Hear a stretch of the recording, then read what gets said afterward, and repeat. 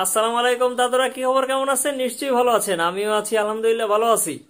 দাদুরা, তোমরা যারা শুরু করছো এই 2 দিন, গতদিন আর আইসগো, হাতে এখন অনেক মানুষই কয় যে আগে যারা ছিল এরাই মনে হয় ভালো ছিল।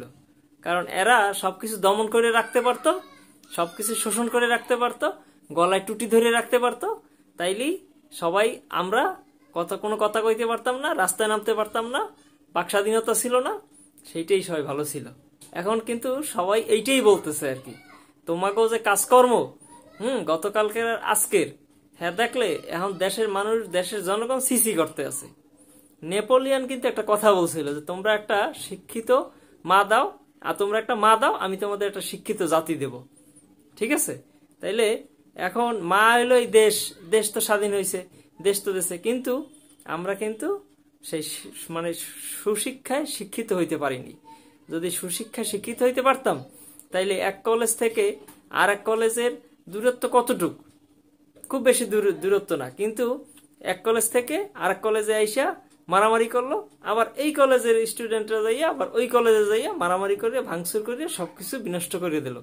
দেখেন এই যে ছবিতে মনে হচ্ছে না বাড়ি ঘরের মালামাল ওনাদের দায়িত্ব দিয়েছে অন্য কোথাও নিয়ে যাওয়ার জন্য। নিজের মাল জিনিস মাল সামানা মনে কইরা মোটামুটি ঘাড়ে মাথায় কান্দে কইরা নিয়ে বেরোয় যাইতেছে। দেখেন একটা রুমের অবস্থা, সবকিছু ভাঙ্গা একেবারে তছনছ। আমরা আসলে সুশিক্ষায় শিক্ষিত হইতে পারি নাই। যদি সুশিক্ষায় শিক্ষিত হইতে পারতাম, তাইলে আজকে আমরা, যারা ছাত্র সমাজ ছিলাম, যারা ছাত্র সমাজে আছে বর্তমানে, তারা এতটা নিকৃষ্ট কাজ করতে পারতো না। ঠিক আছে? এটা পারে না।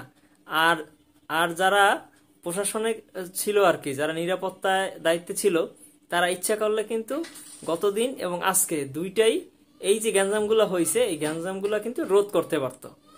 কিন্তু তারা কোন অদৃশ্য বলে কিংবা কোন কারণের জন্য এত গ্যাঞ্জাম, গতকালকেও গ্যাঞ্জামটা হয়েছে, শেষ হয়ে গেছে, আজকেও গ্যাঞ্জাম হয়েছে এবং শেষ হয়ে গেছে।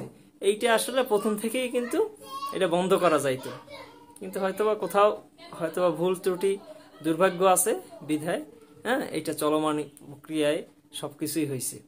এখন এক কলেজ আর এক কলেজের স্টুডেন্টের মারছে, সবকিছু ধ্বংস করছে, আবার তারা এসে এই কলেজের সবকিছু ধ্বংস করছে, সবকিছু নষ্ট করছে। নষ্টই কিন্তু সবকিছু শেষ না। ঠিক আছে? সবকিছু যে শেষ করে ফেলাইলেন, নষ্ট করে ফেলাইলেন, এটা কিন্তু কারো কাম্য না। এখন দেশের জনগণ যারা আছে, সুশীল সমাজ যারা আছে, এরা কিন্তু সবাই এখন বলা বলি করতেছে যে আগেরটাই ভালো ছিল। আমরা এত কষ্ট কইরা 2-3 দিন, অনেক মানুষের বুক খালি কইরা, অনেক মানুষ আহত হইয়া, একেবারে মৃত্যুর দোরগোড়ার থেকে ফিরে আইসা যে স্বাধীনতাটুকু পাইছি আমরা, এখন এই স্বাধীনতাটুকু এইভাবে যেভাবে তোমরা করতেছো দাদরা, এতে নষ্ট হয়ে যাওয়ার মতো অবস্থা। আর এই নষ্ট হওয়ার দরুন এক পক্ষ কিন্তু সুযোগ নেওয়ার জন্য সবসময় বসে আছে এবং তারা সবসময় সুযোগের অপেক্ষায় থাকবে। যাই হোক, আমরা কোনো দলে কোনো পক্ষকে সুযোগ দেওয়ার মতো আর এই কাজগুলো যেন না করি। আমরা নিজেরা যেন শুধরাই নেই, তা না হইলে কিন্তু আগামী ভবিষ্যৎ এর থেকে এই যে গত 2 দিন যে আমরা যা দেখছি, এর থেকে আরো মারাত্মক ক্ষতির দিকে চলে যাবে। আসুন আমরা সবাই একত্রে থাকি, একত্রভাবে বসবাস করি, তা না হইলে কিন্তু সামনের দিনগুলো অবস্থা আমাদের খুবই খারাপ হয়ে যাবে। ভালো থাকবেন। আল্লাহ হাফেজ।